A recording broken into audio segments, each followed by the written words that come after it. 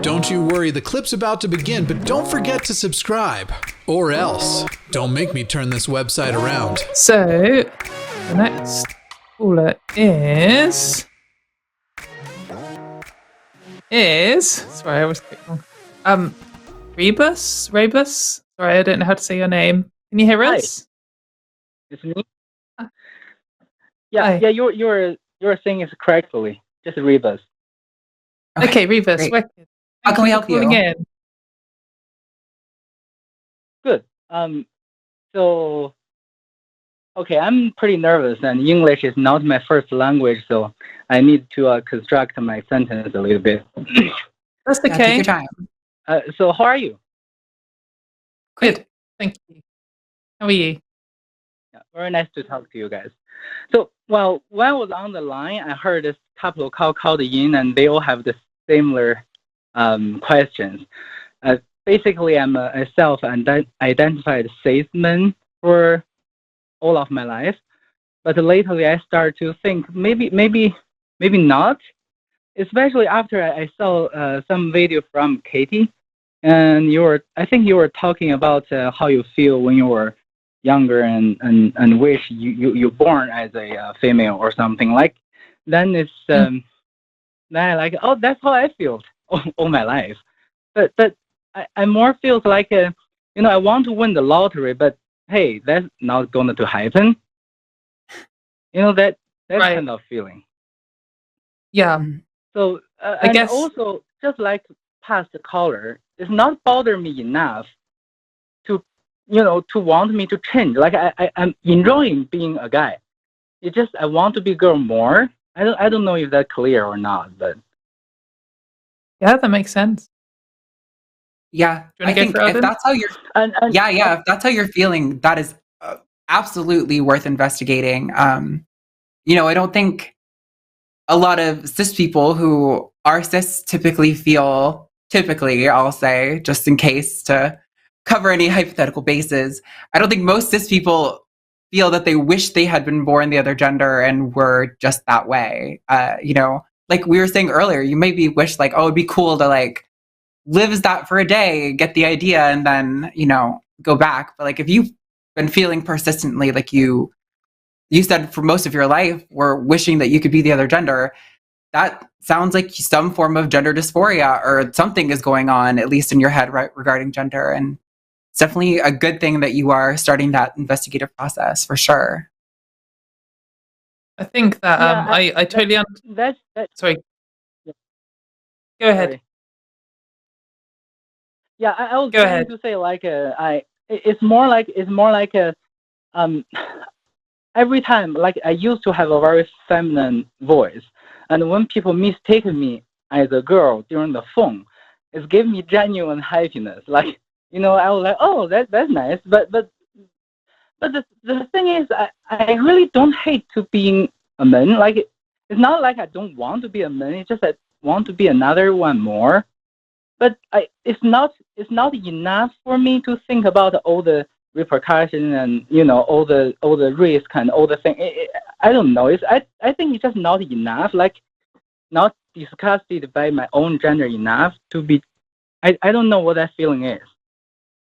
I think I understand your comment about like wanting to win the lottery. Like I can understand that, and I guess I had a similar feeling to a degree.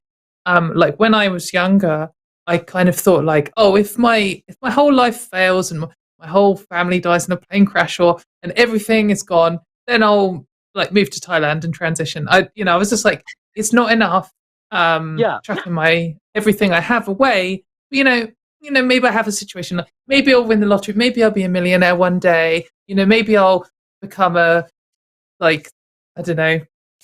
business person and run my own business, but I probably won't ever. And that was something that I guess I told myself. And I'm sure for some people that is about as far as it goes. But I guess some of the things that were holding me back from like going further with that wasn't because, oh, that's as far as it went. It was I was worrying about losing my whole family, losing my job, losing the respect of my peers. not being able to be in bands anymore, not being respected, like all of these things. There was so much. There's all the medical stuff, there's all the money stuff. And I just thought, even if I would rather be one, it's just not feasible. And what kind of broke that for me was encountering, and perhaps, so this is what I've done to you, and I'm sorry if that's the case, but like encountering normal trans people who have just done it and still have all those things. Like for me, there was a brilliant trans lady called Charlie Martin who does YouTube, and she's also like a race car driver. And I just, when I first discovered her, I was like, she's just not like normal. I know normal means nothing, but she was like me with a similar background, and she still had all of her friends. She still had a good job. She was still absolutely smashing her like hobby, and just a normal, amazing person. And I just thought that like she's just done it, and it's doable for me. And it doesn't have to be this thing where my whole family is, disappeared and I failed at my whole life in order to start again, because I can keep everything I have and still transition. And it's hard. Some people literally do lose everything. Some people do lose their whole family. Some people have serious medical issues. There's always risks. And for some people, they're a lot bigger than others. I was very lucky, and I was also very fortunate in my upbringing and surrounding. And, there's a lot of luck that comes with it. But certainly it doesn't have to be. You don't have to lose everything. This really can just be, it's always a challenge. Transitioning is horrible. It's a right fucking mission. But it can just be a thing that is good. It's just a benefit overall, and that's how it's turned out for me. Yeah, like Arden says, it's definitely worth something investigating. And maybe if for you it's like, oh, I just kind of want to win the lottery, but I can't really be asked, and it's a waste of money. Then maybe you could just, play a game online as a girl character and learn how to do a more feminine voice. Yeah, and maybe that will just be enough. Maybe that will just give you a little. Yeah, I was going to kind of build on that and say, like, yeah, like having a girl in a video game character, like maybe it's worth I mean, money can be a problem, but like buying some makeup or something and trying on some looks at home and seeing like if maybe feminizing your face makes you feel a certain way, and then kind of like sitting with that and being like, oh, like I really like how that felt. Like maybe I should do that more. Maybe I kind of want to look like this in general, I think a lot of people start, doing makeup at home. Yeah, I definitely have done something like that. Like I have those face, those face makeup cameras. I'll take my own face and trying to make it more like female. Yeah. And I really like how it looks like. But there's another thing holding me back, and I don't think anybody mentioned that yet. I hope I'm not alone on this, but see, my sexuality is also a mess. I'm a pansexual, and I just learned that word not a long time ago. I often think I'm just bi, but then I attracted to everybody equally without thinking about their gender at all. Like, just doesn't matter what's in their pants. I'm just happy to see them. Okay, it's just good description. It's just there's one thing holding me back. I'm trying to ask this question. I don't know if it's offensive or not, but is situational gender identity valid? Like, sometimes when I'm with some girl, like I'm attracted to, I never thought, I would never think about I want to be a female, when I'm with some girl. Then when I'm with some guy, I feel way stronger that I want to be a female. Was that something like a unique, or is that common? Like, is that situational? It's just really confusing to me. Yeah, I think that is pretty normal to a certain degree. I mean, if you think about it, we live in a culture that still has some very traditional binary gender roles. So it's really not that crazy to think that, like, if you are having some sort of sexual interaction with a man, that might make you feel more feminine or in some capacity, Yeah, I think that makes sense, that maybe that could cause those feelings or make you think about it a little more.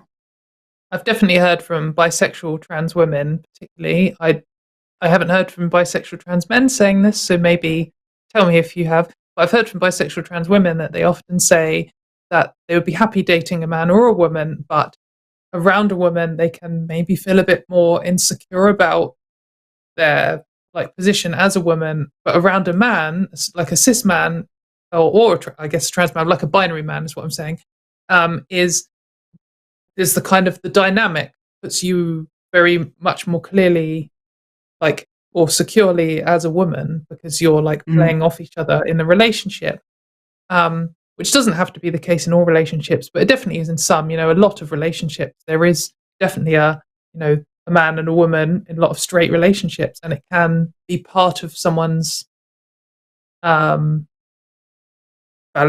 I guess, or like how they view themselves and how they express themselves. So I guess that people who you're around affect how you feel about yourself. I think that's just a general thing, not totally. Not trans. I think it's important to remember gender has multiple functions. There is this innate sense of self that is within you, but gender is also an interpersonal thing. It's how you interact with the world and the people around you.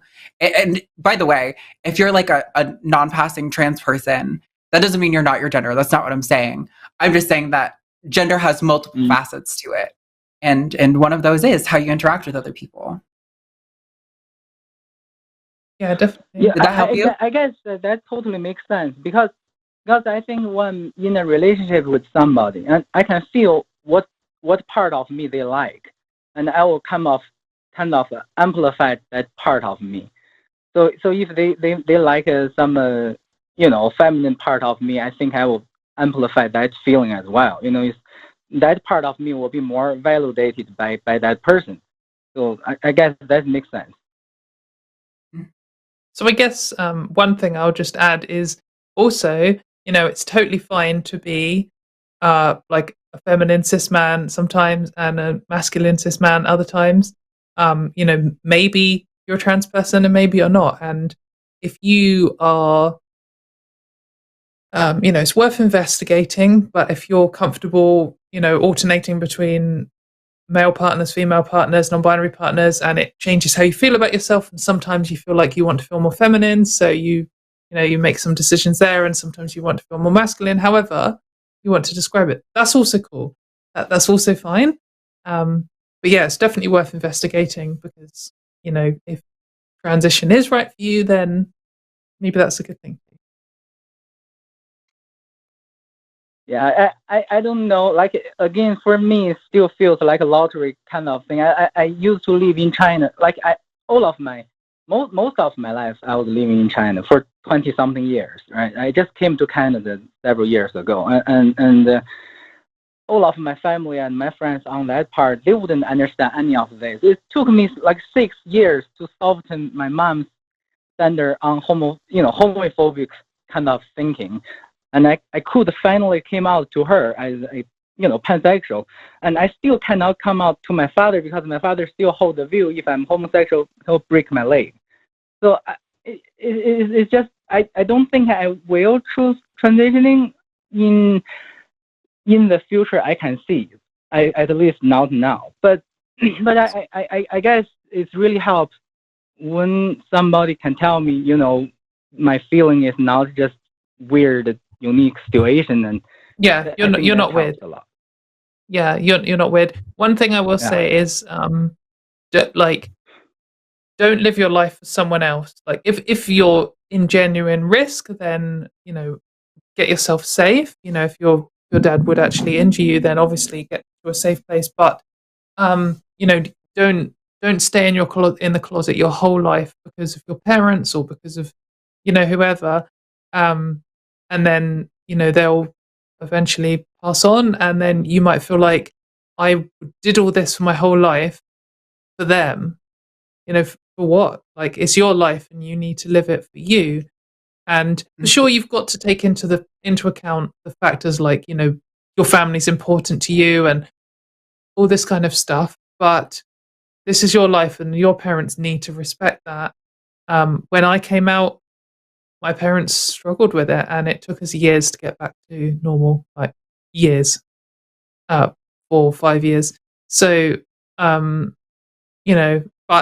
we have got there now, and I think we're closer than ever now. And I was worried. I felt like, if I lose my brothers and my family over this, it's not worth it. And, I did have a struggle, and I felt like, oh God, what have I done? And then we worked through it because, families can work through things. So I guess, just live your life for yourself. And that might mean factoring them in, but also like you can't just be what someone else wants you to be.